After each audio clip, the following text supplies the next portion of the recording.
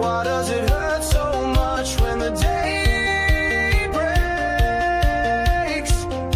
Why does it hurt so much when the day breaks?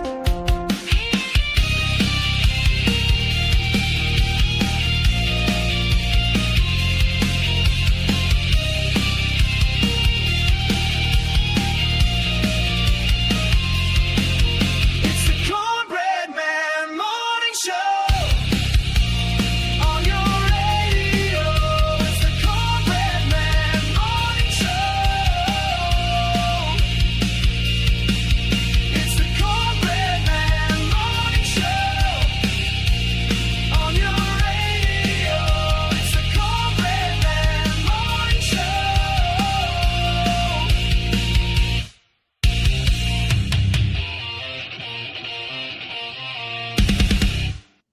And good morning. Welcome to the Cornbread Man Morning Show. I am your host, the Cornbread Man, Dave in the AM. And we hope that you are having a great Monday morning so far and have had a great weekend.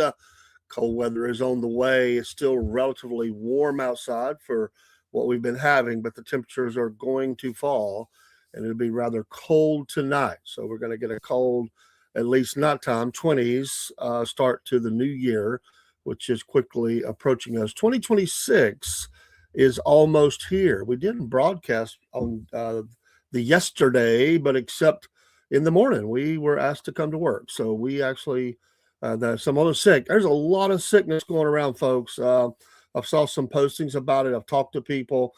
I don't know about all across the country, but I can tell you our area, and that was, when I say area, I'm talking about the southeastern United States over here in Georgia, Alabama, Tennessee, there's a lot of the flus and stuff going around. In fact, one of my grandchildren has had it. Everybody's sort of just hoping nothing happens. But the hospital rooms hospitals, the emergency rooms are full. Doctors' offices and the such are very, very busy right now with all of this. And it is a booger bear to get rid of if you get it. I know there's a lot of people that say, I never get the flu. I never do this. I never do that. Oh, it's fine. It's great. but I can tell you a lot of people do have it. And my granddaughter was extremely sick. She is on the mend, but she had battled not feeling good for days. And finally, it got to be just too much. Could not manage it. Had been to the doctor, I believe, and then had to go to the emergency room there in Chattanooga, the T.C. Thompson's Children's Hospital. She's still able to go to her age, still a minor, and but get quickly growing up. But she has been sick, but she's doing better. In fact, at church, I was leaving prayer about that, and the prayers are answered because she is better. I was better late last night.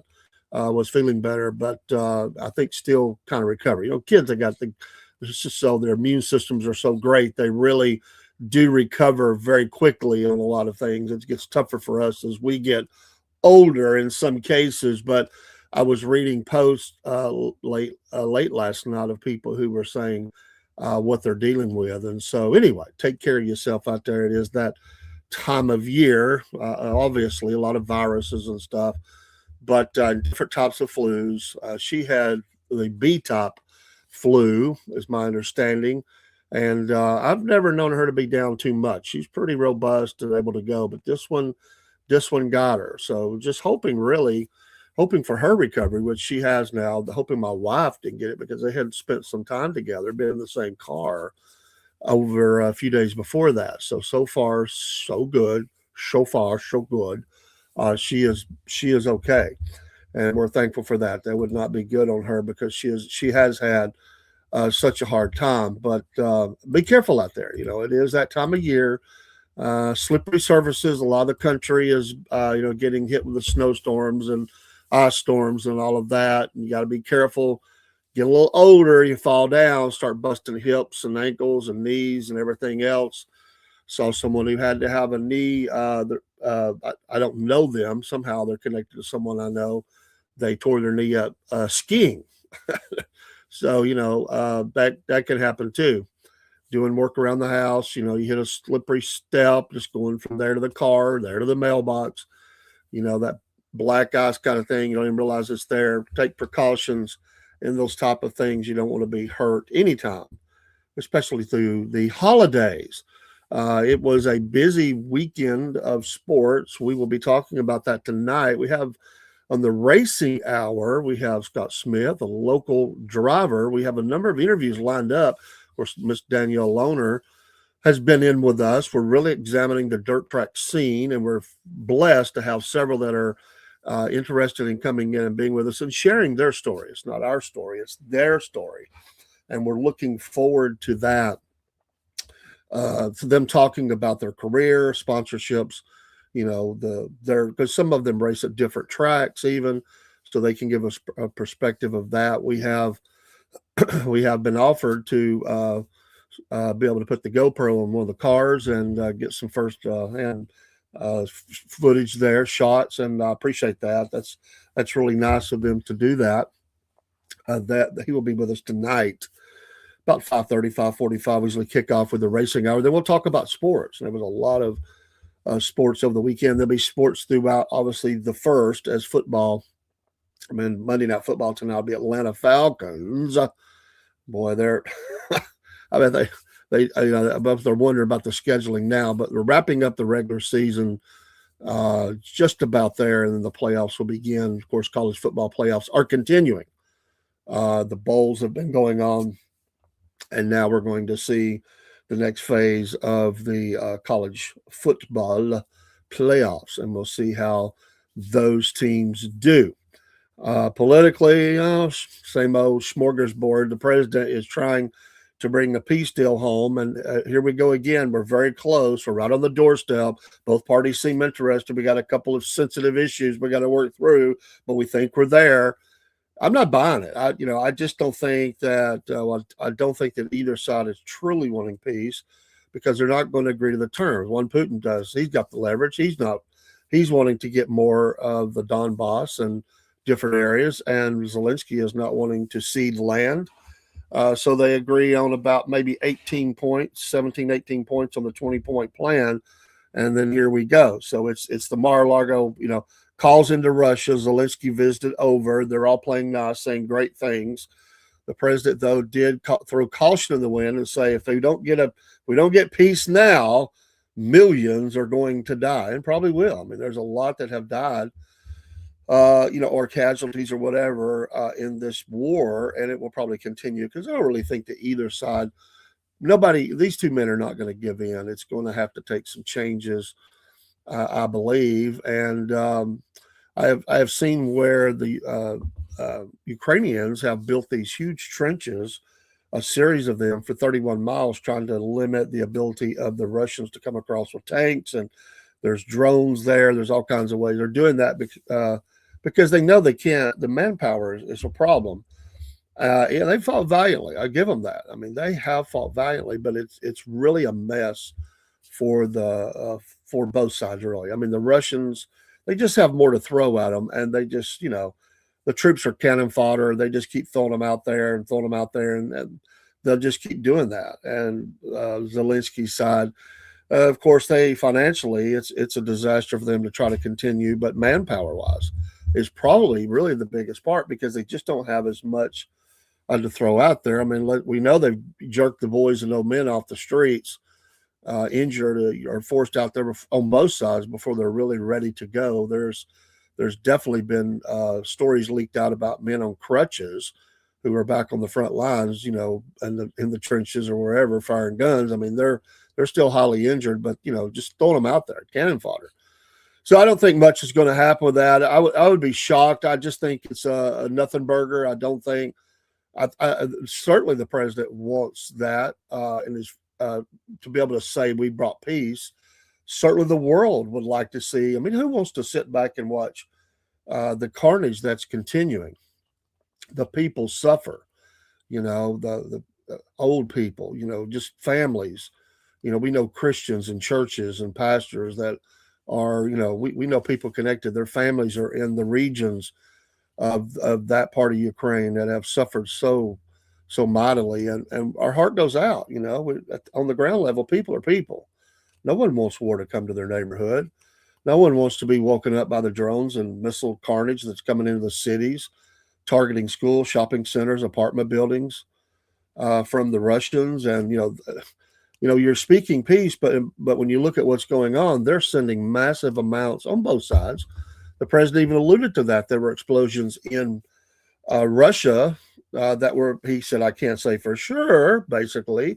But basically, he's pretty sure that Ukraine was active. And this is what we get. Every time they're close to a deal, they keep shooting at each other. Somebody find out where Lindsey Graham is. Good morning. How you doing? Barrel-proof veteran. How you doing? God bless you if you're a veteran. God bless your service. Yeah, I get that a lot with the mustache, and I got the little poochy face and stuff. So diabetes. So I guess I'm known as the Cornbread Man, but I guess I'm known as him too. Good morning, Booty Chow. 6169, how you doing? You are my sunshine. What a nice name. How you doing? That's a cheer 'em up kind of name. Absolutely. Happy Monday. We're going to talk about some things that we usually do on the morning show right now. And one is the National Day. And today, the National Day is not a heavy day. We have two, which you see more, but it's the holiday time of year. It is National Pepper Pot Day. Pepper Pot Day. You can read that kind of funny, but it celebrates a soup with deep roots, different flavors. So that is what they celebrate. Pepper pot soup is a highly seasoned soup prepared with peppercorns, small bits of meat, tripe, vegetables, and broth. The dish may be more familiar by the name of Philadelphia pepper pot because it was brought to the area by the people from Africa, the West Indies, and the Caribbean. Colonial black women served the dish in their homes, the homes where they worked, and in markets. It is considered an early street food by many historians. So that is one of your national days today. It is also National TikTok Day. TikTok. Now, not the social media, but this is an annual day observed on December 29th to remind us to complete any unfinished business that might need addressing before the end of the year. And you don't have many shopping days left before the end of the year. So if you're going to donate to a charity, get the tax, tax credit and all that off of there, stuff like that. Business transactions that need to be completed. So unfinished business. What's your business that you're celebrating a national day? So that's the two national days today. As far as birthdays, let's see if John Voight, boy, he's a great actor and a good conservative. 86 years old today. John Voight, happy birthday to you. Ted Danson, TV actor, most people remember him, Cheers and other things. 77 years old today. Judd Law, 52 today. Anybody else? Let's see. Miles Garrett, 29. What a football player. He's got an opportunity to set, set a record. I don't know if he's already set it, but he was on the verge of setting a record. He's also known as the guy that ripped the helmet off of the quarterback and was going to use it on him. Was at the he was Cleveland. Who was they playing? Pittsburgh, I think that was. Well, that's been a few years ago. Danny McBride is 48 today. Let's see if there's any more I want to. Mary Tyler Moore passed away in 2017. Her birthday also fell on today. But happy birthday to you. If it's your birthday today, we wish you a happy birthday. You share a birthday with some of those folks and many, many others. That's just the ones that we're covering. So happy birthday to those folks. This day in history. Let's see. Texas joins the Union, 1845. Texas joins the Union. Texas was the only one. I think they finally took measures to stop that, I think, but they were the only one that my birthday was 3 days ago. Well, happy birthday to you late. And however old you are, I like your dog picture there, but happy birthday to you 3 days late. We didn't know it. If we'd have known it, we would have said happy birthday to you. But Texas was able to leave the Union, legally still. I think they've closed that loop now. And yes, back in the day, people don't like to talk because the southern states were legally allowed to leave the Union. So no matter what people want to say about that time frame, they had a legal right to do it. It was a collection of states. Now, are we stronger with all the states? Yes. One nation under God, indivisible, with liberty and truth forever. Yes. And I'm glad we're all together now. But at the time, they had a legal right to leave. History tries to paint that up that they did something wrong. They had a legal right to leave. They had a legal right to form. They had a legal right to elect a president or select one of their choosing and all those things. But that was a time frame in history. But Texas joined in 1845, and within less than 20 years, they were at war. But not as many battles as others. So anyway, London's worst air raid today, 1940. Boy, the 24,000 high explosive bombs and 100,000 incendiary bombs in one of the most aggressive attacks in the city, setting London afire. Firefighters work amid the dropping bombs and able to save some of the city's landmarks, such as St. Paul's Cathedral, from total destruction. Can you imagine that kind of military bombing ability to be falling on your city? My gosh.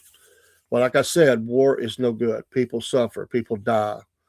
Things are destroyed. If we can at all avoid it, and I know sometimes throughout history, depending on where, it may have been unnecessary, but sometimes it's been necessary.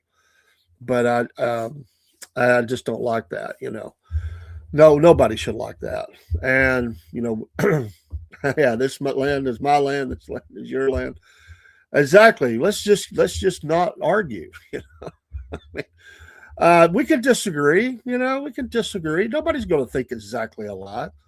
I don't expect anybody. I don't get in anybody's business that way. I'm a conservative. I'm a Christian, but I'm not here to force anybody or to even try. I cannot even force somebody to think my way.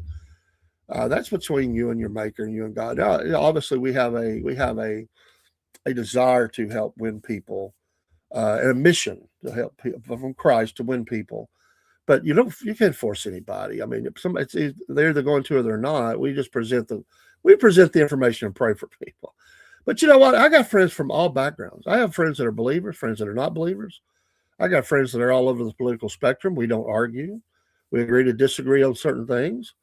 We have a love for each other. I have neighbors that have differing beliefs. Work with the people. We have friends in the podcast that are all over the place. We don't have a problem. I just don't, you know, I'm very much, a believer in staying out of somebody's business. I don't want somebody telling me how, forcing me to things into my child's head that I don't think should be there. I want to be able, so the schools can be a mess. And it's my job as a dad, or I'm raising a grandchild, to set the narrative on certain things. Good morning, brother Jerry Barrett. Hope you're doing well.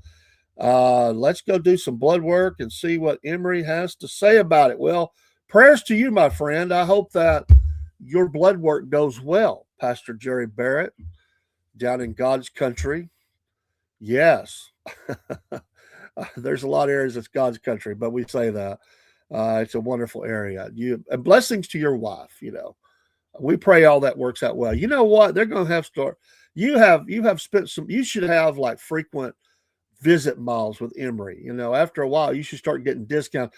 I seen your wife's post about the parking expense deal. And that's where they gig you a lot of times. If you think you're out, then you got to pay the whole thing again. And you know what? They should just have a Jerry Barrett parking spot right now for temporary until they're clear with you, because you have more than paid for your parking area there at Emery. They have collected enough money from you through insurance or whatever you're on. They've collected enough money from you that you shouldn't have to pay any more for that. They should just pull up and say Pastor Barrett and family. That should be your spot until they give you the clearance, and you don't have to come. You don't have to come back for 10 years or something. Bless your heart, brother. I hate you have to make that ride, but you know what? If you get great news, it'll be a fun ride home. Y'all can stop at the varsity and enjoy the varsity. Probably not. Has anybody been to the varsity? I heard all this build up. I'm Southern, I'm down here in the deep South, and I've been to the big city many, many, many times, down to the big Atlanta GA and all around it and in and out of it. I've been to the varsity, I think, twice. I'm going to probably step on some Southern toes here. I wasn't impressed. I just was not impressed. Was it? It was food. It was okay. The service to me was lousy. In fact, not only lousy, confrontational. I didn't like how I was talked to, which that's part of your dining experience. I just was not impressed. I know it's kind of a Southern landmark. I wish it no ill will. If people love it and want to go there, I hope they do great business. I'm a big believer in people working hard, doing good business, as long as you're providing a product that somebody wants. I have a great admiration for especially small business owners, and these landmarks have been around so long. I'm just not a fan. I sit there when sometimes there's a buildup is just not what it's supposed to be. When you go somewhere and you're thinking, boy, this is going to be great. And you're like, what? This did not turn out the way that I thought it was going to. Sometimes it meets your expectations. Sometimes it exceeds your expectations. I just, however, did not get a good vibe. Just didn't have a good vibe with it. I was highly, highly disappointed. But that was me. Maybe my Southern card gets turned in. Some people accuse me of that anyway, but that's okay. Now, some places I've been, there are options in Atlanta I would love to go to. I'd rather go to Goldberg's Delicatessen. I'm telling you what, fresh food. I love their, man, those cookies they bring in I couldn't have those all the time. Those fresh baked cookies they bring in every day, big cookies. They're worth the trip to stop by anyway. But I like their food. I hadn't been to one in a long time. Used to be one there right off of West Paces Ferry that I used to stop at a lot as I'd take the back way by the governor's mansion over there to Peachtree and some places over there that I like to visit. But I do like them. There's some other places, some of the Italian sub places and stuff like that. But I just didn't care I didn't care for it. I know you know this place. Well, I guess I'm thinking you probably know it, but I'd rather stop at Emerson and eat at Doug's. Country Vittles, baby. I hear it's not as good as it used to be when Doug was living, if you know what I'm talking about. He would his menu consisted of whatever he could find fresh that day, is what I was always told. But good country vittles sitting there in little town of Emerson, Georgia. And I mean little. And up on the interstate, you better slow down when you see that Emerson city limit sign. They will pull you over left and right. Now, if you're headed south or north and you're coming through Emerson right before Ackward, you better check your speed. I'm telling you, that's how they fill their budget. They can say what they want. that and that and Marietta. That's always the two places that always pulling a lot of people over. But Emerson, they're not very big. Marietta's much bigger, but little town of Emerson, Georgia. It's a nice little area, cute, right off lake access right there, and or there is lake access there. But Emerson, ask somebody about how often you get stopped through there. But yeah, I'd rather eat at Doug's as I would there. But anyway, to each his own. If you like the varsity, go for it. I'm just not a fan. But y'all, safe journey. You need to go eat at Buckner's below Jackson. Their food is amazing, Jerry says. I have never been there. Boy, it's only, there's been a few times that I've been through Jackson. But I have heard of Buckner's. I will mark her down. I'm sure there's bound to be a time that I will make a journey south, that far south again, and Buckner's. And if Jerry is giving it out, because Jerry could have his own restaurant. Jerry has got the food thing going on. I mean, he is the sous chef. I mean, he can dish up some country vittles and meats and all that. If he's giving it a praise, I definitely want to go now. I like places that have a name that's not a chain anyway, or there's only one or two locations, usually. I want to go to that throwed roll place. And the closest one for me, I guess, is down there in Alabama. What do they call it? What is that place called? It's the throwed roll place. I know it and I can't think of it. I think they only have two locations. One's in Branson, Missouri, I think, and then one down there in Alabama. They bring your food out in buckets. sounds like my kind of place. That's my kind of trough. I mean, there used to be a place over in Roswell, Georgia. It was called Swallow in the Hollow. They had this toast barbecue sandwich that, oh my goodness, it was great. The restaurant was in an old barn they had redone. Sadly, it went out of business. You know what? Roswell just become a different top place. They still need to do it. They just need to move it. Roswell got too uptown. They used to be downtown, small town. Roswell became busy town and trendy town. A lot of history there, but to give you an idea, there was a restaurant 2 doors down where the meals were well over $100. That's starting. They had like a number for their business name. I can't remember what it was now. It wasn't 123, but it was like 208 or something. I can't remember. That's been so. I never went in there. I went down there to that was my kind of place to go eat at. If you've ever been there, Jerry, I don't know. I was there several times, and then I had told a friend of mine we're going to go down there. We went down there and they were closed. I was like, no. So the person was like, we rode all this way and they were closed. Yes, Lambert's throw roll. And they throw rolls. You want a roll, you better have your catcher's mitt up because they're going to throw a roll at you.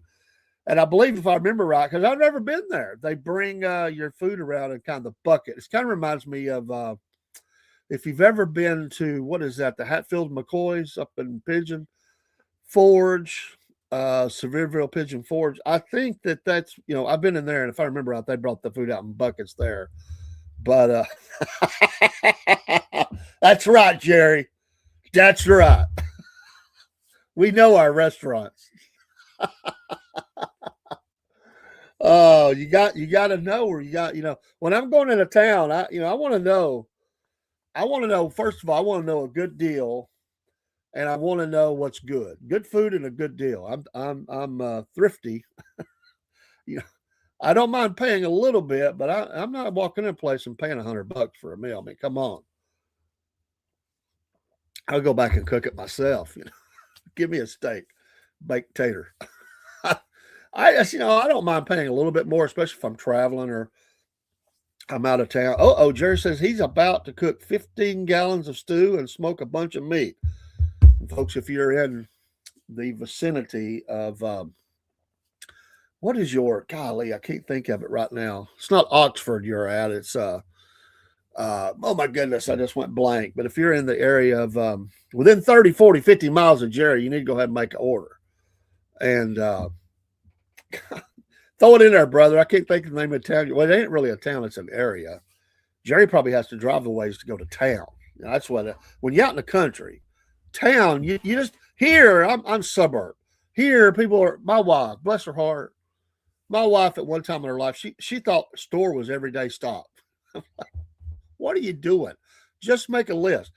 And when Jerry's at, when you go down to the store, you got to make sure you get everything on the trip. I mean, you're checking your list and checking it triple. I mean, you're not making a quick run back in between Walnut Grove and Oxford. And that sounds okay. That's God's country. I'm telling you, he's definitely on the hills and the hollers. And I saw this guy yesterday. He said, I'm at my mother-in-law's. He said, I'm country and I'm mountain, but he goes, my mother-in-law, he said, look at this holler. Black guy. He's like, look at this. By the way, I love country folk, no matter where they're from. I mean, I think this might have been Kentucky. I can't remember. That might have been South Carolina. But anyway, he said, we're out in the holler. If you ain't never been out in the holler, if you ain't never been to a place, the creek and all that, then you haven't really lived. So, we used to, and I don't remember that area down there, Jerry. You used to get down there on a broad river and go canoeing. I think it's about 30 miles to town. And when I say town, I mean like some gas stations and a couple of, I'm sure a Dollar General Market, We've got them all down here on every corner. But yeah, between Walnut Grove, that sounds like Little House on the Prairie. Wasn't that town Walnut Grove? But he ain't no Minnesota. Boy, they got problems up there. We knew it. Now everybody's finding out how bad it was up there. The governor, the fraud, places ain't filled up. They say they're spending money on it. I tell you what, and that's what they want to do to every part of our country is just mess it up like that. But yeah, Walnut Grove and Oxford has that English sound to it. Oxford, England. But Jerry, seriously, you have blessings upon you today. And we got to get that good bill of health so you can get out there and make all that. That's a lot of stew, man.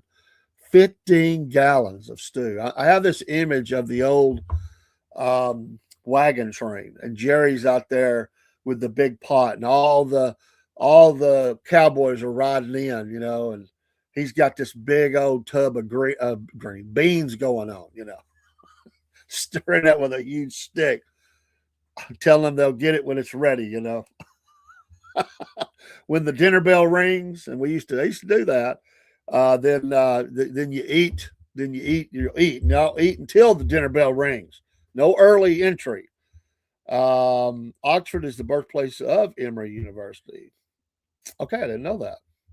Boy, we learned a lot. Our listeners are awesome. They give us information that we did not know, and we're here. We need it. We need the information. So, absolutely. I learn every time I come on. That's like when I do the pet show Tuesday nights with Miss Janet, the cat lady. I'm always learning stuff. Jerry, did you know this? I didn't know this. And know the new laws that are being passed, but your regular chiropractor can do animal chiropractor. They got to do this training or whatever. I did not know. I mean, I know sometimes I just don't pay attention to certain things because I hadn't had pets in years. I didn't know there was such a thing as take you and your dog to the chiropractor. Like y'all both make an appointment. Like you go get straightened out and your dog gets straightened out. I just did not know that. I mean, that amazes me. I just something that that I never heard of. I didn't know that you and Fido could both go get straightened out. I mean, I know that our wives can straighten us out. Me, you and the dog. I mean, that's where the expression dog house, being in the dog house. I mean, even the dog's in trouble. It's bad when the dog's in trouble. I mean, you and the dog are out there, oh, woe is me, like hee haw. What we do? We're trying to figure it out. We stepped where we shouldn't have stepped, or we didn't pick something up, or we messed up. We find ourselves out there with the dog. The dog says, yeah. Now we're both getting straightened out. Thanks a lot, buddy. I was getting along with her pretty good until you messed it up. Oh my goodness. Nowadays they build them dog houses so nice that it's like a small apartment for some of them. I've seen some get ups that were better than what some people in America live in. I'm telling you. I know Uga over at University of Georgia. He lives pretty highfalutin, and I'm happy for him. And I think it's a good dog's life. I'm all good with it. Our area is where the Dukes of Hazzard County was filmed for a while. Then they went back to California. I didn't know that. And Covington, I knew about the Covington was where the entire cast of The Heat of the Night was filmed until they got kicked out of there. Well, the reason they got kicked out was because of the one actor and his drug problem. And they moved somewhere. I can't remember where they moved to. But they just couldn't stay there anymore because he messed up. And Carol O'Connor wanted what was his name? Rollins. What's his first name? Was the actor played the detective, and he just had a lot of problems. But yeah, the old, especially the early on, that those outdoor shots of the jail. Oh yeah, straight Covington. I've researched that a little bit. Hey, and one of the guys that played one of the officers was from right here in Ringgold, Georgia. I think his character name was Randy, if I remember right. But he did some music. He's a musician as well, very well accomplished musician, and played on some stuff that they did down at Harold Rollins. Thank you. I knew a brain. I ain't woke up. I worked last night till midnight. So thank you, Harold Rollins, and he had some problems. And where they go to North Carolina? They went somewhere. They had to get out. I mean, I know they had to get out of there. the mythical Sparta, Mississippi, filmed over here in Georgia. I like that series. I'm a big fan of Carol O'Connor anyway. He was an amazing actor. Could put on many hats. But it was a good cast. They needed to fix their brakes on there. Every police car squeaked. Every one. But it was a good series. I love the humor of it, and of course, it was covering difficult subjects. Sometimes I thought they pushed something. That's what TV shows do. They tried to push some things, a little bit, because as you go along, you run out of storylines, and they were starting to push some things. I didn't like some things that they were pushing there. I thought that was just for the shock treatment of it. But early on, absolutely. I mean, things that we dealt with here in the South, and whether you wanted to or not, there was issues that we were dealing with, and so it highlighted that, and that was a fact, especially in Mississippi. He almost got jumped in Covington because he went out wearing exact replica of the white dress that Marilyn Monroe wore in her famous photo shoot. That was before people began accepting this mental disorder that they say is normal now. And I had heard that, I didn't know that, but I knew he was doing the dress up thing. I mean, I've read that. He had a real bad problem. Amazing actor, bad problems. And again, was heavy into drugs. Cocaine, I'm pretty sure was the big one. But yeah, did some weird stuff.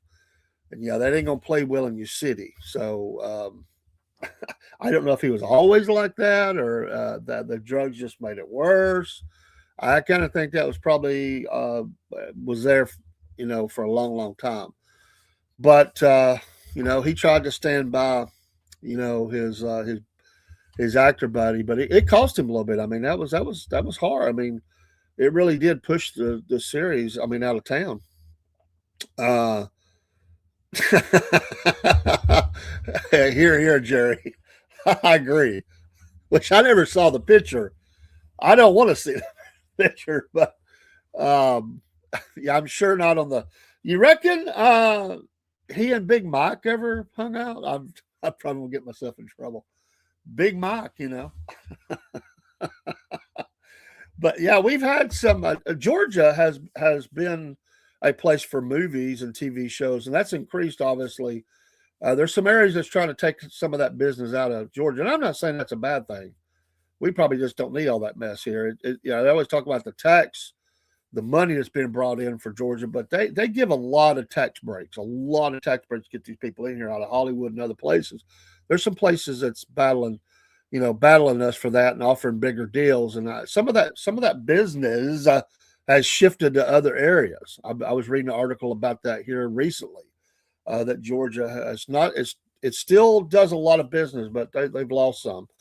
But do we really want all that mess, the Hollywood mess in Georgia? That's the question. Some would say, "Oh yes." What is it? The show Stranger Things down around Jackson. Ain't that where that was? They at least done the shots there. I don't know if they filmed there, but I think that's where they did a lot of outdoor scenes and stuff there. Somebody told me about that. Yeah. Thank you, buddy. You get busy and get her done. I know how you are. You're down there. You're down there telling people about Jesus, and so Emory just don't know what's fixing to hit it. There's a storm coming, and Jerry's in town.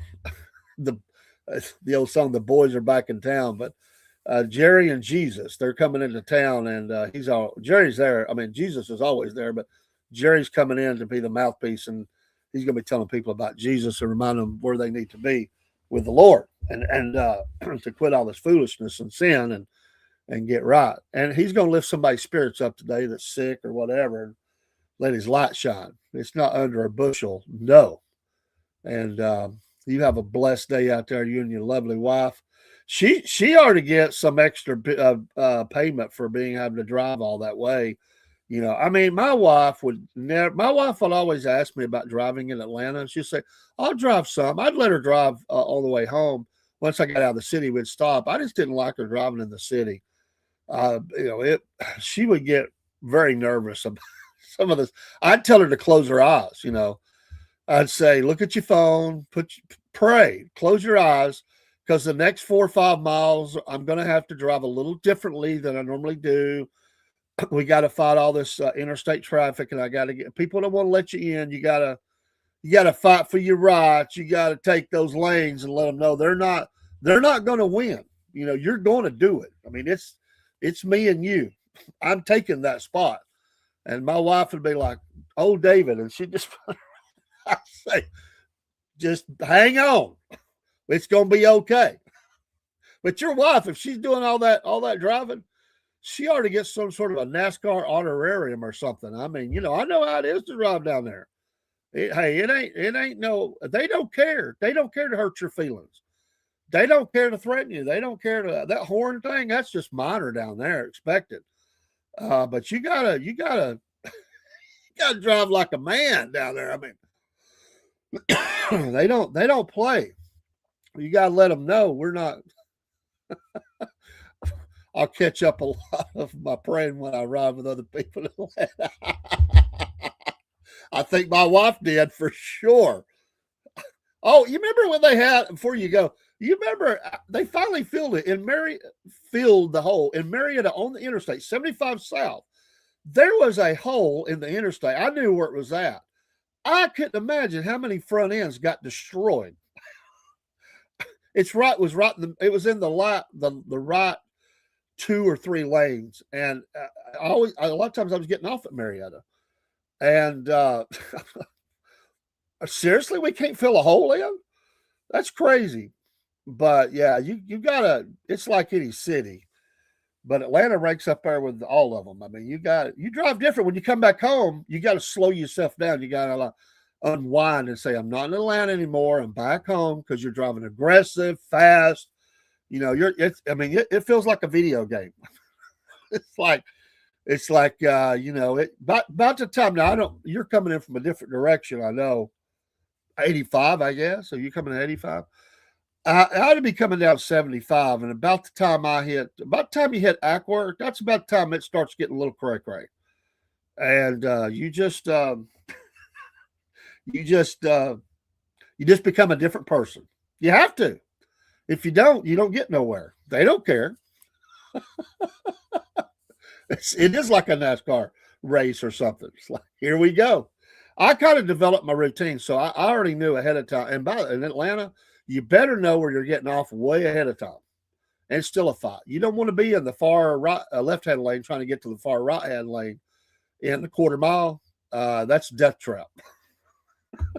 And my recommendation for Atlanta, stay off of 285 if at all possible. I call it death trap 285. I hate that section of interstate, the bypass. It's horrible. The road conditions are horrible. People wreck there often and die there often. I stay off of it if at all possible. Sometimes it's the necessary evil to get where you need to go. I wouldn't say the quickest because there ain't nothing quick about it, but it is the shorter distance. And they're always doing construction. The road changes elevation, there's holes and there's drop offs and everything changes. 285 is the worst designed stretch of highway I've ever seen in my life. No, we are country rednecks. We stay on the back roads. I figure I stay out of trouble more if I dodge deer rather than other people's pickups and cars. My wife won't let me drive my F-250 up there because she says I act like I'm in a smash up derby. That would make a great video. Okay, it's Jerry. Jerry and his F-250. Let's go. Remember that old show, Super Dave Osborne? We got Super Jerry in his truck coming into town. I get it. I try to stay back roads as much as I can, but sometimes you just gotta do what you gotta do. Oh, going to the big city. If the Beverly Hillbillies had just known what they started about leaving the country and coming to the city, they would be no cities, I guess. The way we were designed as all across the world, they really forced cities to become a thing. I mean, they forced everybody into these cities. And now we have all the problems we have. It'd been better if we didn't have. It just isn't good. That was a model. They forced everybody. They wanted everybody to be in these cities. Not as much gas. You got everybody right there. Now they want to go back to that. Everybody's sort of getting out in the suburbs and country. That's become a trend. Now they want to drive everybody back with the 15-minute cities. They talk about, Agenda 2030, 35, whatever it's called. Where do they get all these numbers? I know that means by 2035, but where do they get these names at? Well, we're gonna put everybody in the same area. We're gonna check their IDs and stuff before they cross state lines. Oh, did I say that? Well, that's what they'd like to do. Look for it in the city coming to you because it's happening around the world. It's already happening in somewhere, like tolls and stuff. But wait till like Nashville or Atlanta or whatever, you're having to pay a toll just to come into the city, just to come into the city. They do that in London, and it ain't cheap. And they'll do it in the name of needing to work on the roads and reduce the crowds, which it don't reduce the crowds. It's a money grab. But that's, they do that in New York, all the bridges coming in. Broski Bear said that's why they call it city driving. Driving slow will cause an accident. Well, that's true. That's true, Broski. I got you. I get it. But you don't want to drive slow, and I don't mean slow. Like there is no slow, but you get faster than fast. I mean, everybody's going fast. The first time I ever went to Atlanta that I remember, I went with my dad once before I was driving. We went to a Braves game, and we probably went through going to vacation things. But the first time I remember really going through Atlanta, I was with my best friend. His mom and dad divorced, and she was living down there at East Point with her daddy. And we went down there to stay for a week, and we came in at night. Like, it was like 11 o'clock, 10 or 11 o'clock at night. We came in the city. We're on I-75, and I look over, and my best friend, he is doing about 90 miles an hour. And yes, people were passing us. It's like, I was like, my gosh. He said, oh, you got to drive like this down here. You don't get no respect. Good morning, Miss Kim. How are you today? Blessings to you on the last parts of 2025. We're hanging on just a little bit. Yeah, Broski says going the speed limit is unacceptable and dangerous. It is in Atlanta. You can't do that. You cannot do that. I mean, it is, like I said, you got to drive aggressive. You got to drive like you got to just take things. I mean, it's expected. They have no respect if you don't drive like that. I remember the first time I was saying this the other day on the show. Where I live, we're always behind, what happens like that or across the nation. But that was the first time. Good morning, Donna. That was the first time that I remember sitting at red lights watching all these cars go through, and I was telling my wife, I'm like, the light is green for us. What are these people doing? And I had never seen that before, and I wasn't even in the downtown area. I was out what we would call suburb down there, crazy, and I was like, and every lot was that way. Now they do it here in my town. It was like, light's red. No, you just keep going. Half the lot is now spent for people just running through the lot. And that's just the way that goes. Also, don't be offended when you get cut off or honked at. Oh, that's a given. Yeah, that's a badge of honor. If you're not getting honked at or flipped off or whatever else or cut off, you're not even really driving. I mean, like, they're about ready to pull you over and take care of you if you're not at least doing that. Yes, I am. I'm extreme Northwest Georgia. I'm so far North Georgia, I'm almost Southeast Tennessee, but I'm still Georgia.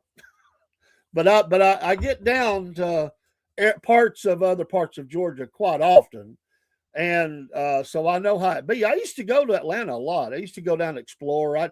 I was a big into music, so I went to a lot of shows.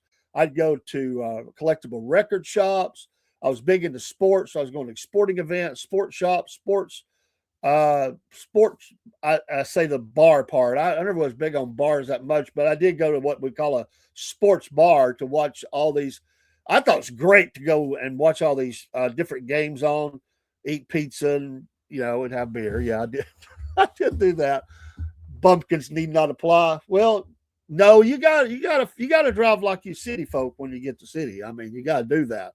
You don't play with it. I mean, you gotta change up. Hey, I took my church van. This is funny. I had to do a week-long class down at Georgia Tech, and my car was the time I was down to my van. I was just an old maroon van. I was blessed to have it, and it drove well, and had the name all written there on the side and everything. So I drove the church van down to Georgia Tech, and I was staying up there.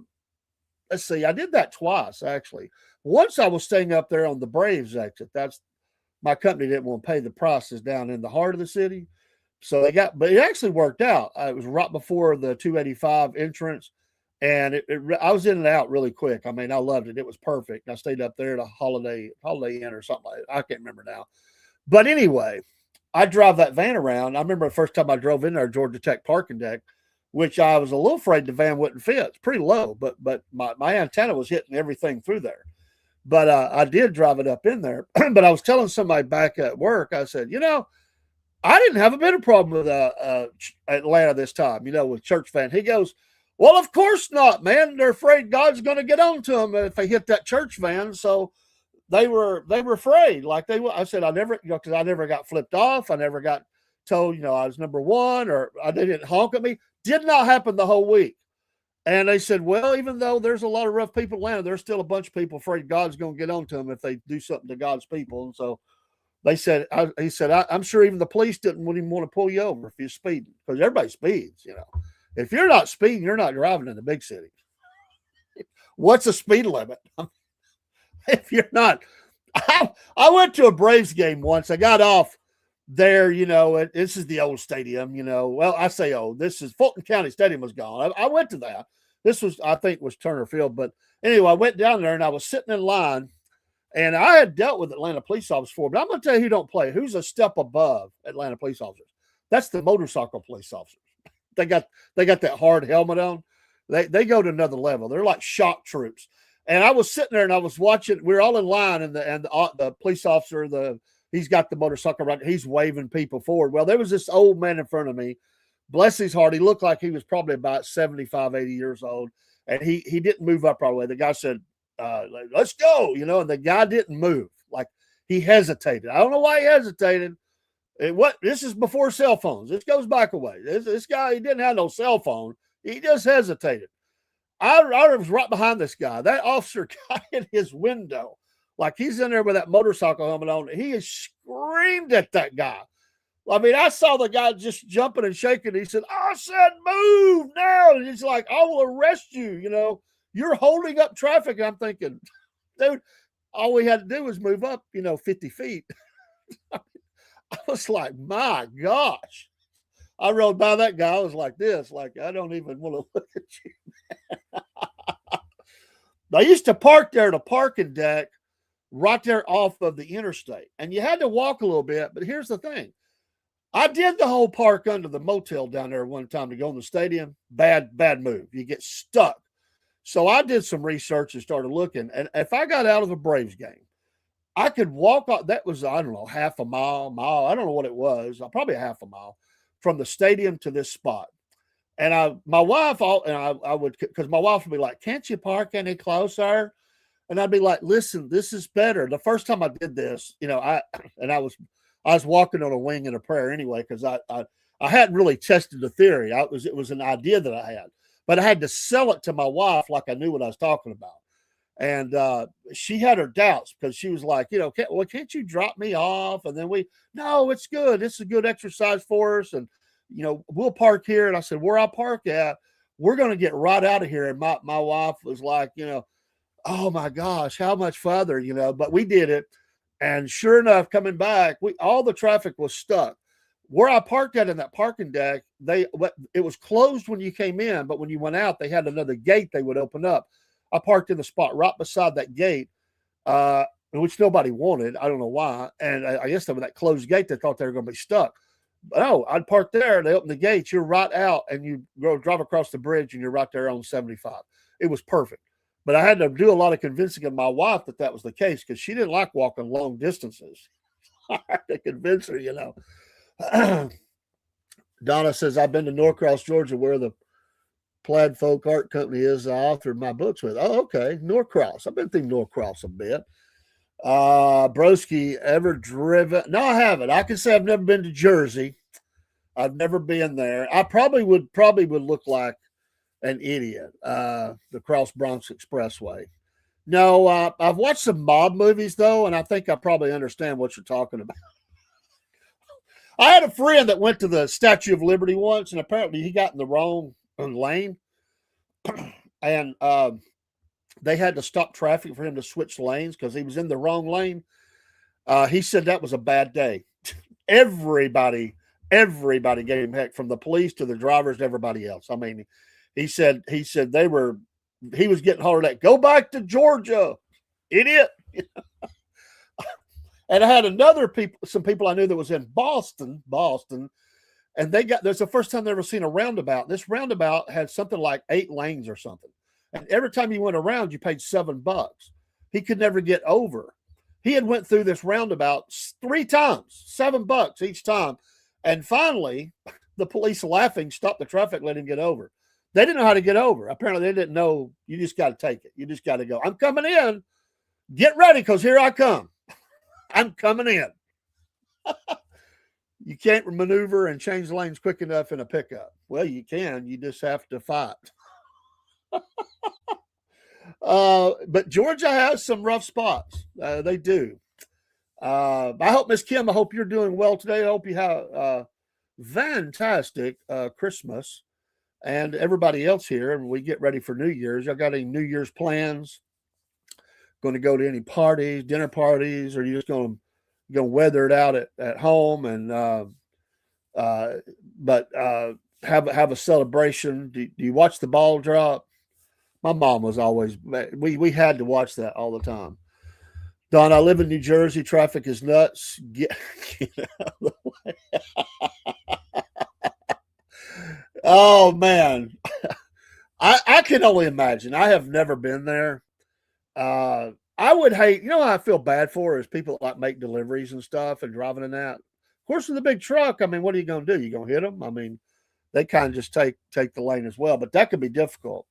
Around where I live, they mess with the truck drivers and they will tell them the new people that the newbies they don't know the GPS will be leading them up to an area that is a tunnel and the trucks will not fit.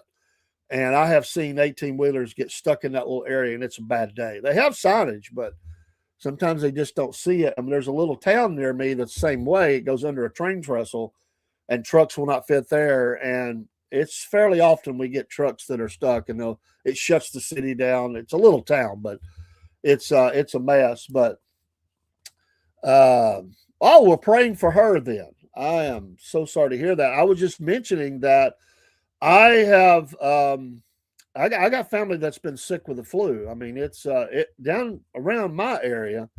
There's a lot of people sick, and sorry to hear that. Absolutely praying for my dear friend, and I hate that. You know, nobody wants to feel bad. People know how to whip it in the Northeast. People changing lanes 3 feet off your front bumper. Well, it's like I said. I tell my wife, just close your eyes because you're not going to like me for the next few miles.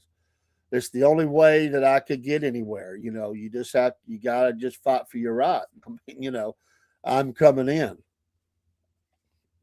When we were 16 years old, and this was extremely dumb, but hey, a lot of people 16 years old does dumb things. And I told you about my friend's mom.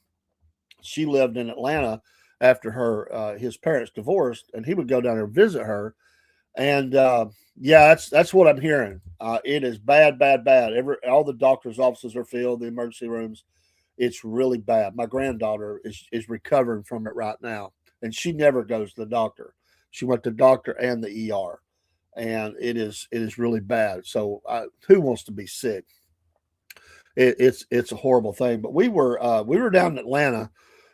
That she lived in East Point, but we rode all over Atlanta, and this is the dumbest thing ever.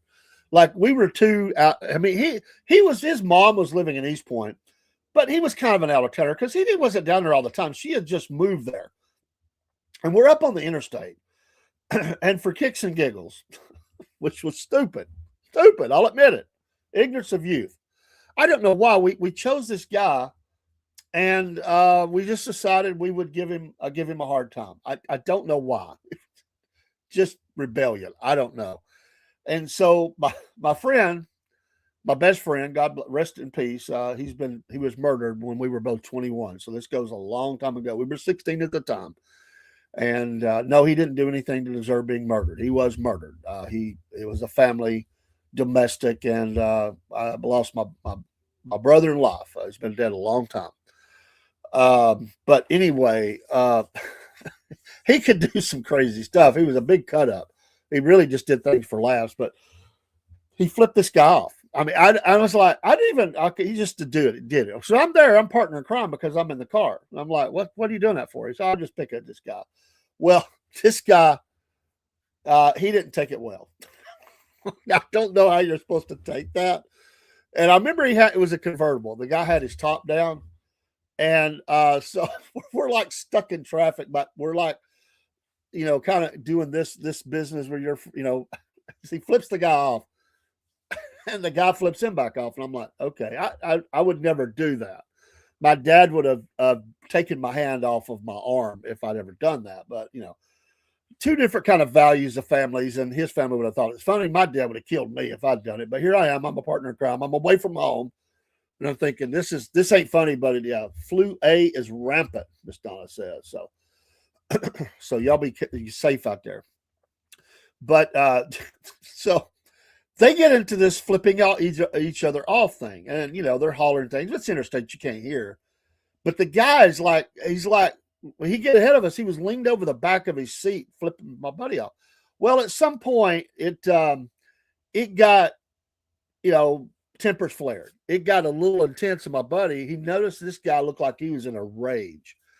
And he said, hey, this guy looks mad. I'm like, you think? So and by now the traffic has sped back up. We are flying. And if you know anything about Atlanta, right off this is on 75. But they have those exits, so you hit them. I mean, you do the circle kind of thing, I mean, it's not a straight exit. They got those, but I'm talking about one of those circle exits, that come up. So I was always he was always he could drive a car, a motorcycle, anything. He could put it anywhere, anyway. And I was all when I was a direction guy. I was the guy. Where'd I go? What'd I do? That's what he would say. What'd I do? So we were coming up on, and I knew this guy there's no way he could make this exit. So all I had to say to my friend was, "Can you make?" And that point, I mean, once I got that out, he was doing it, and I knew that. So we're like sideways, trying to get on this exit, but we made it, and he passed it up. He was trying to get there, but he couldn't, and that's how we got away from him. But I was thinking, this is probably not the place to do that, dude. Like, you could die here. Let's not be doing that.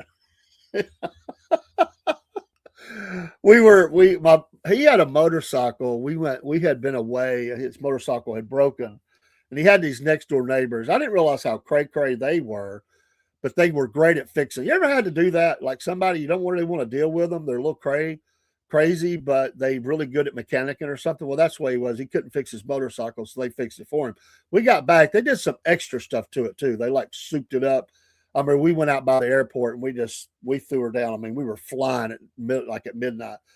But when we left his apartment where they were at, we rode down to Loud Pops. It was a Loud Pop. We rode down to a Popeye's Chicken there in East Point. If you know anything about East Point, you can only imagine. So he's sitting there and he's adjusting something on his bike and he's just revving it. And Loud Pops, and there's a car parked beside us. And the people in the front seat have went in to get the chicken. There's a guy in the back seat, and he's right there, window down. It's summertime, right by this motorcycle, which has these loud pops. He's not my buddy, best friend. He's not even cognizant that there's a guy there. And this guy's just looking at us. He's giving us that look like, "Hey, James, good morning to you, brother. Happy Monday." But anyway, he's goosing this bike, and the guy's just looking at us like, yeah, thank you a lot. Thanks a lot. So he finally does his adjustment. He says, "You ready?" I said, "Yeah." He said, "Hang on." Well, I knew that meant. So we're in between these two cars. No, he ain't going to back out. So what he's going to do is pop a wheelie and spin the bike and lay it back down. But he did that. This guy laid down in his seat. Like there's no way the bike could have got to him. But I'll never forget him laying down in the seat like he's trying to get away from the motorcycle. I thought, we're not in Kansas anymore. Oh my goodness. We had so much fun. I can't even mention some of the stuff we did. I don't know. I'll just say I'll leave some of that to memories. But we were cut loose at 16 and having fun and got out of hand a little bit. But we'll just say I learned some proper respect. So country boys went to the city and found out you got to be a little very careful there. James, how you doing, buddy? I hope you're feeling well. I saw you the other morning. You got that new computer in. I mean, man, I saw you better, man. I mean, it looks good, man. I'm happy for you, and I hope all is well with you and your family. You can tell some of them Wednesday night. Woo, boy, I might get in trouble. Woo. That's a long old memory. And I know it's not the big city, but I'm going to tell you down there in Woodstock, Georgia, Miss Kim, there's some pretty heavy traffic down there. You kind of have to get a little aggressive down there. a little bit. Not as bad as Atlanta, but you got to. Yeah, high winds and knocked out our electric. I didn't realize. Like I come in, I was working. I got called into work. I come in at midnight. I was on about 12:20, 12:30, something like that. And resting for Wednesday. I come in and I didn't I just shut the door. Like I had the lock on, but I didn't realize I didn't shut the door all the way. Big dummy me. And that wind got up and blowed my front door open. Woodstock secret is out. But yeah, get some rest. I hope people are still able to be out of work for the week or all week or most of it. We'll tackle the stuff when we get back. Our place is shut down, but security called me. I do a little bit of security. I meet some good people and enjoy it, but they called me in, and that was a sickness. Somebody was sick. So tornado watches last night in December. How crazy. Yeah, well, this weather is crazy. Top places to live in Georgia. Yeah, it's a great area, no doubt.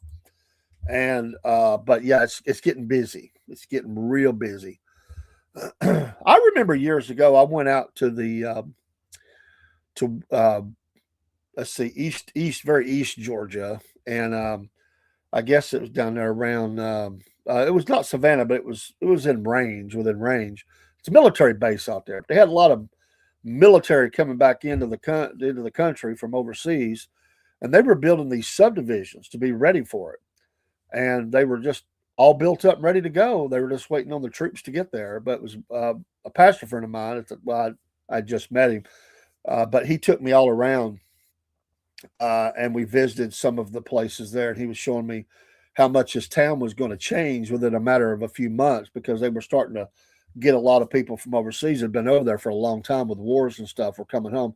And a lot of them were attached to that base. And so it was one of the quickest or fastest growing counties in the state of Georgia at that time. Now, I don't know what it is now. I want a lake property somewhere. Yeah, well, you think you could probably get over there on, Lanier because everybody's scared to death. They think it's cursed and all that, but usually they're drunk and not wearing any kind of flotation device. But because of that city that was sunk, and the story, and there are a lot of trees that were not completely cut down when they filled that in. But you could probably find something over there. But I don't know. The rich people, they like to get over and get on the. I got to go out to the Lanier Islands a couple of times. I got to go to a couple of governors' events, a governor's barbecue. I hobnobbed with the people, some power folks. I got to meet the governor and his dear wife, Nathan Deal. And I had a good time out there. I got to meet a lot of folk. And I'm thinking, what am I doing here? I'm thinking I'm scratching two nickels together. These people are, this is the creme de la creme on the conservative side anyway. With a few rhinos mixed in, we used to go out there and we go. They stopped them, but I used to like to go out there at those barbecues. They was pretty cool. not near for sure. Dave, you see all the construction going on by me. It doesn't stop until every open lot has been built on, for sure. Hospitals, police station, tower, townhomes, apartment buildings. Yeah, once them developers get going, I mean, they just keep going. I mean, it doesn't stop. The concrete jungle.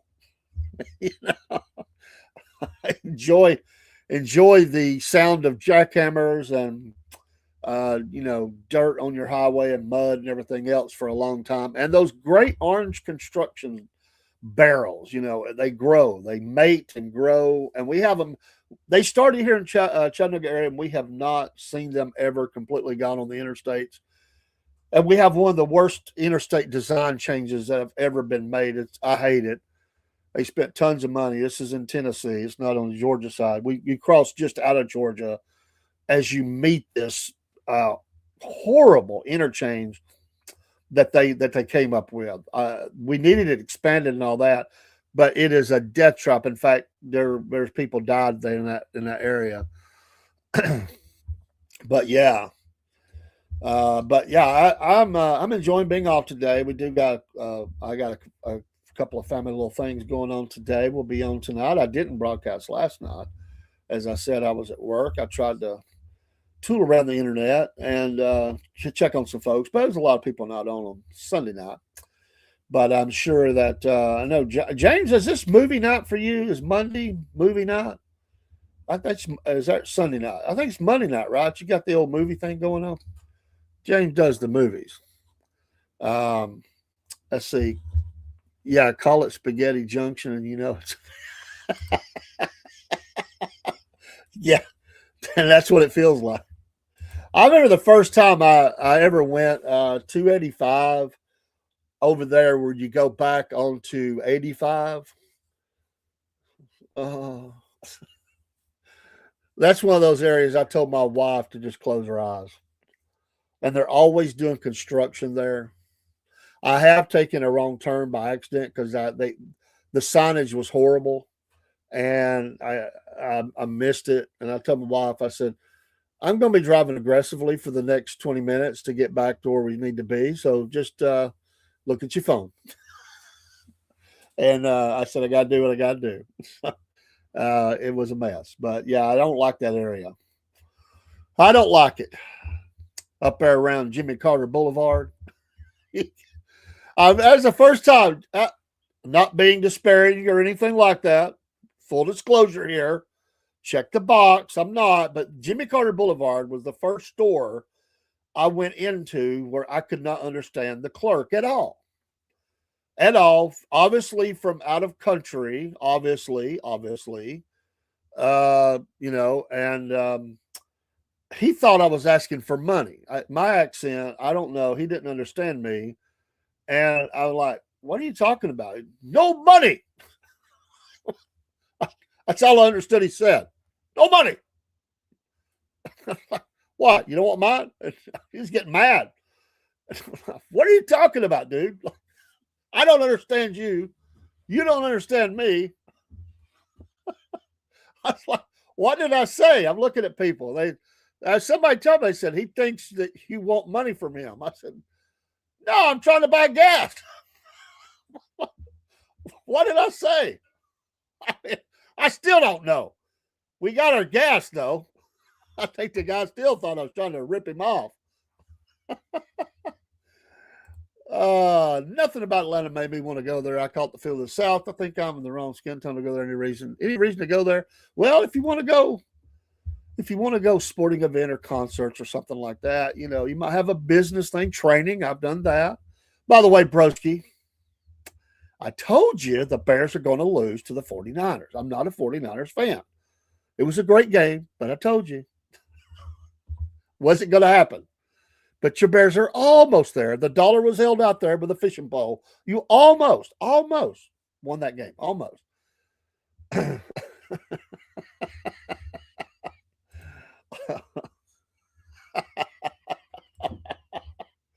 haven't been. I tried not to go to Atlanta anymore. If I have to do this because I have to. I used to subject myself to that because I wanted to. I was standing in a collectible. I've told this story before. I was standing in this little collectible record shop down in Atlanta. And when the door opened up, I heard the guy say, "Hey, I got all your records for you." And the voice was unmistakable. It was the lead singer of the B-52s. It's like there ain't but one person in the world has that voice. But I ran into him. He must have bought 50 albums that day. They were playing I guess they were playing the Lakewood amphitheater that night. But it was like a home date for them. I mean, basically, they formed down there at UGA, I think. Don't worry, Dave. Bears get to beat up on your Falcons next week. Oh, that'll happen. Well, we get to see the Falcons on Monday Night Football. like that's going to be any good. But you know what? The Falcons are that kind of team, though.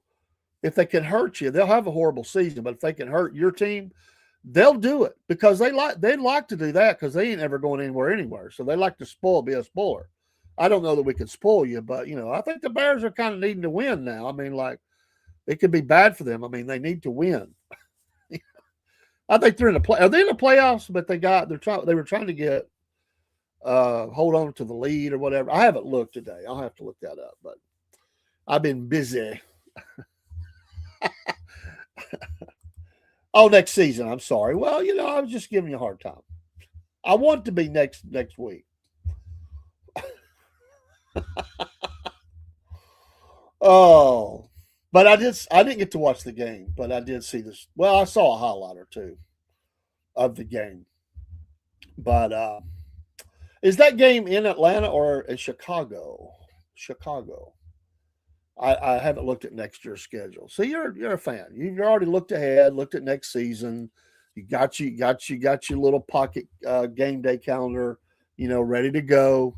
Knowing who you're playing each week. You're probably planning to go to a game or two, and maybe that's a game you'll go to. Maybe that's a reason to go to Atlanta. If it's in Atlanta, you could go to Atlanta for the Bears game. A lot of Bears fans will turn out for sure. Oh my goodness. So and we'll be on tonight with our sports and racing. Our special guest, like I said, Scott Smith, dirt track driver. Tonight, next Monday, a week from today, we have an interview with Miss Amy Petula, who wrote the Corpsewood Manor Murders. About that, she'll be on with us. I'm not sure if it's going to be live or recorded because of the time we have to do it. I'm going to talk to her and just finalize what she wants to do. It may go live if it does, but it'll be aired. It'll be aired as a live. But because it's going to be up during the day a little bit, and so that's why I got to decide what we're going to do with that. But we'll air it. We'll air it again. But she is writing a second book that deals with some ongoing things out of that. But she does ghost tours in Chattanooga. I'm hoping to go this week, maybe, and do one of them with her in the metropolis of Chattanooga, and also Southern Shadows, which does some down in the little metropolis of Chickamauga.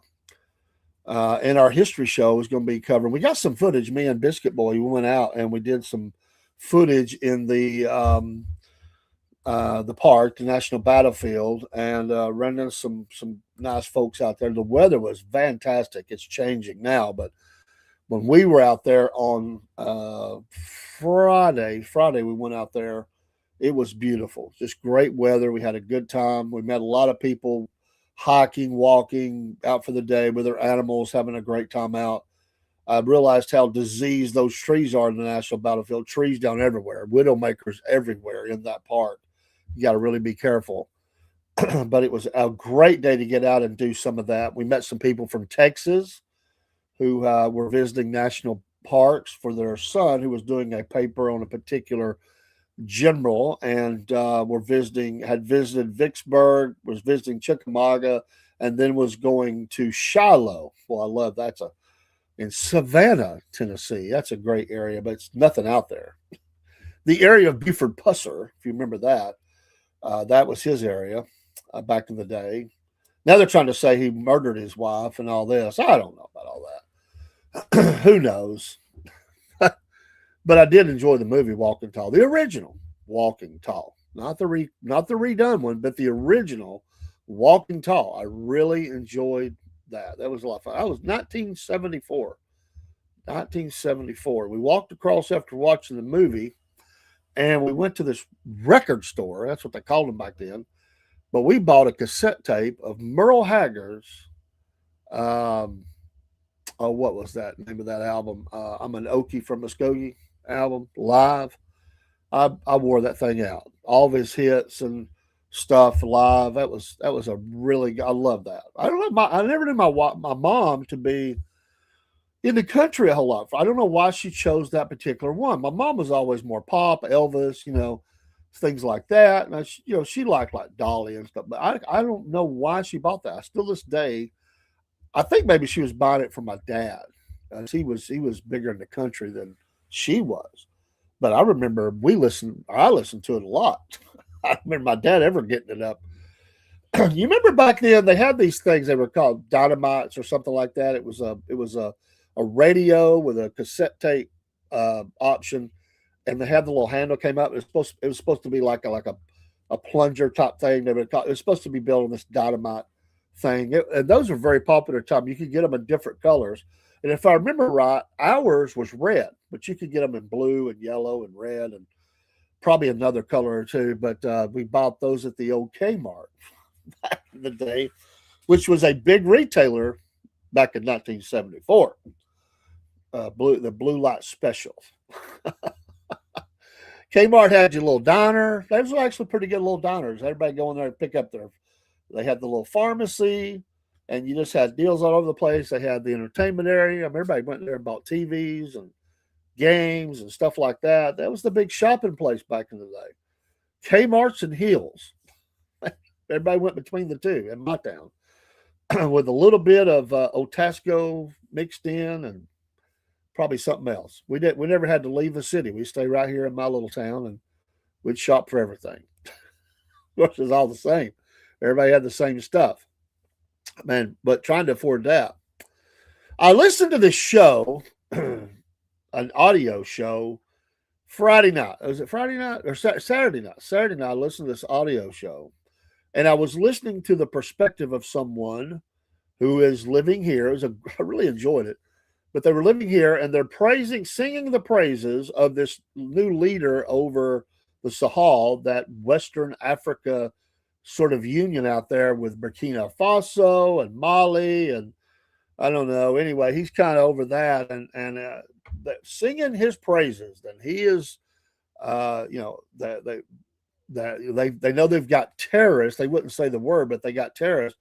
Anyway, I listened to this thing for, I don't know, a couple of hours and listened to what people had to say. I really enjoyed, the lady was a Christian, but she had some mixed in ideas about it. And I really enjoyed what some of the guests had to say as they come up. And I spoke for a few minutes, but Burkina Faso, if you didn't know, I mean, that's under an Islamic invasion force that's coming in.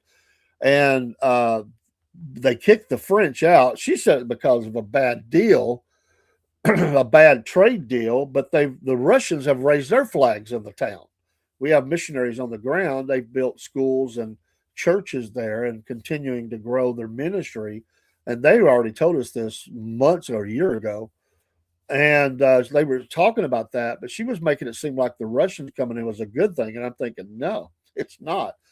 And these terrorists are talking about that's an Islamic invasion force that's coming down in a lot of the countries within Africa, and whether it's Sudan or wherever, they're really in it. Like they're battling bad, and these refugees are flying out of those areas and coming into their area, which is creating a great mission opportunity. Absolutely, there are even Muslim kids in the Christian schools and stuff because they know they'll give them a good education and they're able to tell them about Jesus, and they're seeing effective, witnesses and people making a commitment for Christ. But anyway, that's a whole backstory to this. That's how I got involved with it. But she's praising this young leader over there, claims he's had 24 attempts made on his life, and he was very frugal and everything. But anyway, it's a fascinating discussion. And they talked about Nigeria and obviously the Christians. They don't, and this was her take.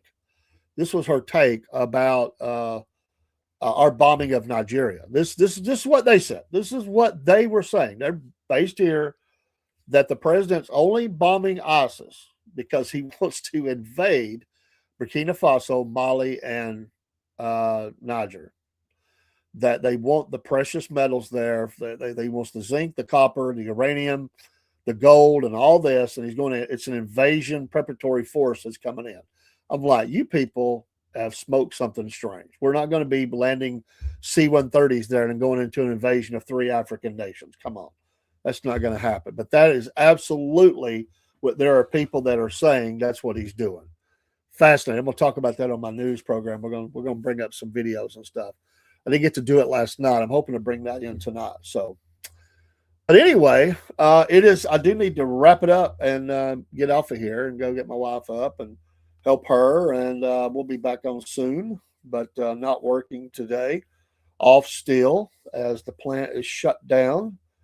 Turning my phone off. If anybody calls, I'm not answering. We're going to be podcasting and doing some family stuff. Be safe out there. Stay healthy. Stay away from the sickness if you can. Broski, I don't know because I'm not connected and I am totally not paying attention. To be honest, that I have there's no problem, but I'm doing my thing and I have not paid attention whatsoever. I'm over here doing my thing. They're over there doing their thing, and I really don't know. I'm being serious. I couldn't tell you what's going on. I don't go stalk, and I am I'm busy doing everything Dave's doing over here, and I really honestly do not know. We talked 2 or 3 weeks ago. That's it. So just don't know, man. I just don't know. Wish them well. Wish them well. Nothing wrong. We're not broadcasting together anymore, and I'm just not. Uh, I don't know. I don't keep up that way. I got enough going on trying to keep my schedule where it needs to be, and we're building stuff and new shows, and we've got an exciting year coming up. Lord willing, we're stepping up our game on guests, and we've got a retired brigadier general coming on. Biscuit Boy is brought this to us, and I'm looking forward to it. We're going to do it live from his place. And I can't wait to do that one. That will happen at the first of the year. We've got some that are going to be waiting till after the holidays, but we are working on all kinds of different kinds of interviews, authors, books, different kinds of Wolf Nation will be doing a lot of different kinds of folks as we talk about outdoor adventures. And we will see a lot more outdoor videos and stuff that we're doing, places we visit. So I am really busy, really, really busy. And I'm still trying to get logos ready and up in our store. I've got to kind of reboot the store a little bit. And I got to get the new logos over to the coffees. And so just busy, man. So I don't mean it in a bad way. I just don't pay attention. I got no time for it. And for what reason? I mean, to be seeing what they're doing. I just don't know. I know they're broadcasting a little bit on different days, not as much and not as on many channels, but that's all I know. So that's it, man. That's all I know. But have a great day out there. Lord bless you. Stay healthy. Pray for Miss Kim. Continue to pray for my wife. I would appreciate that. And let's pray for the United States of America. We need it. Let's pray some people go to jail soon. What are we doing? Like there's some people should be arrested already. Where's the TV crews in hand coming in the middle of the night pulling people out in their underwear? That's what the last administration did. They did a whole lot of that. Where's the arrest at? Where's the indictments? We know some people have done illegal things. What are we doing? I mean, we're almost a year in and we've not seeing any arrest. What's going on? Somebody needs to be replaced and quickly. We need to see that happen before the midterms. Things are going to change if those elections don't go well. Anyway, just a question. What are we doing? What's up? Let's just be some people already. Giuliani's on trial, right? Is that starting this week? Or there's all kinds of stuff. Time to fire. I agree. What are we doing? When I suggested that early on, yeah, at least he is. When I suggested early on, I got told, Dave, it takes time. You have to assemble the case. I said, I understand that, but the case was pretty much already there. I mean, they had all the evidence. I mean, like, we got to top up some stuff. Like, let's add some legal secretaries in and let's get these things all topped up. I mean, how long does it take to top up an indictment? I mean, get a grand jury assembled. I mean, what are we doing here? And here we are all these months later, almost a year later, nothing. I was expecting arrest in the first 2 months, honestly, 3 at the most. And that was going slow. We're not seeing it. I'm disappointed. I'm not happy. I mean, These people they've committed crimes against the nation, and they should be dealt with. And and on a federal level, on a state level, we got people who've done some massive fraud. Let's get up there in Minnesota and take a closer look on. We've done that, but nobody's been arrested. Nobody's in trouble. Let's start arresting some people. Exactly. What are we doing? I mean, when if you're guilty, you're guilty. If you've done it, you've done it. Then you answer in court. That you get your day in court. That's what our justice system is supposed to be. But you make the charges, you assemble the grand jury, you present the evidence, and you can finish getting all your case together as you get ready for a court date, which will be pushed back for a while. Honestly, that's what they'll do, and as they bring in all their money lawyers and everything else. So you can make the arrest, and then you work on your case. But this reminds me of the war between the states, and well, it doesn't matter. This is not a political statement, but it is, but it isn't. But when Abraham Lincoln would tell his generals to, like he was expecting action, and he had to fire them because he said they had the slows. I mean, like they had an overwhelming force, overwhelming, 3 times as much sometimes in most cases, 3 times as much, but they just dribbed and drabbed, and they were afraid of making some sort of incursion into an area. They avoided the enemy. They were afraid of the enemy, thought they were outnumbered, and all this stuff. And President Lincoln, he would actually write a letter and fire them and put it in a drawer, and then he'd change his mind. And there were times he had to replace the leader, but it was like, what are you doing? I mean, get with it. I've given you've got over 100,000 men and all the ammunition and stuff you need. Go. And they wouldn't do it. And I would imagine the president's about sick of it. If some of his posts seem to indicate that, he is not happy with what's going on in this area. And listen, they've committed crimes against our nation, or their state. These people need to answer for it. We're uncovering the stuff is being uncovered continually that goes back and shows the illegal actions that were taken during the 2020 election and stuff ongoing from there, voter rolls and violations, and people allowed to vote, allowed to register. We got to get all this crap cleaned up. I mean, it's important. It's important, and people need to be brought up on charges and answer for those, because they've ripped our tax dollars off. They've done illegal actions with that. I was watching this guy in a video, and I think he was in Minnesota. And he goes to this building. Have you seen this video? He goes to this building that has 14 different healthcare providers within one building.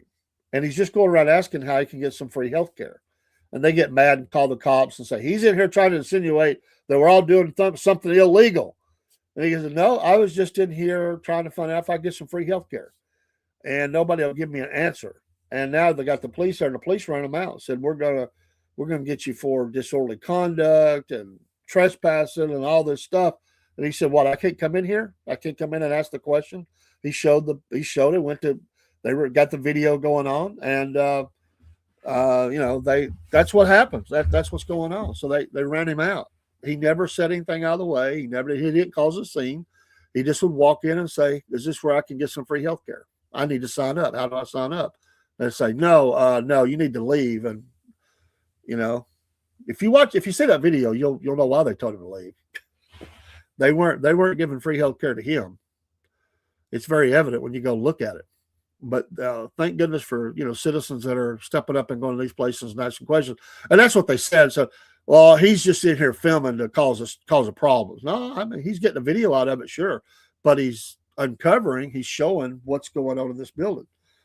So you can't walk in a building, you can't walk into an office, and you can't ask a question. That's all he did. He didn't cause a scene. He didn't yell. He didn't put anybody's information on the air. He didn't do anything according to the video I saw. He just went and asked questions. They called the cops, and the cops made him leave.